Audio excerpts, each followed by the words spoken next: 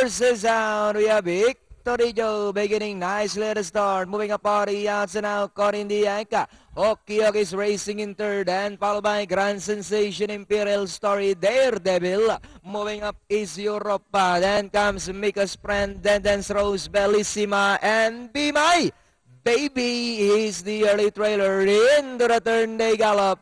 We have Victory Joe by Auraline Kanehapa. Right behind in second is caught in the act. 6 lengths away in third. Hockey Hoka. Europa is racing in fourth. Imperial Story in fifth. Moving a party outside Daredevil.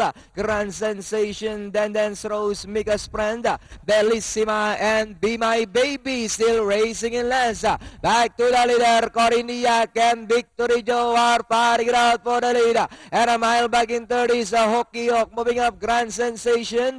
Alongside is Europa. But it's still Victory Joe once again back to Alain Clida. Caught in the act, still in second, and a far behind in third is Grand Sensation.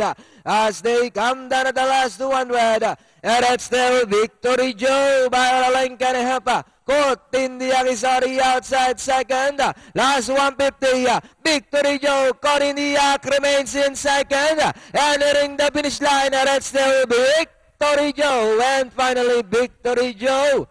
Corinia, Grand Sensation, Europa, then comes Hockey Hawk, and then Rose for your Super 6.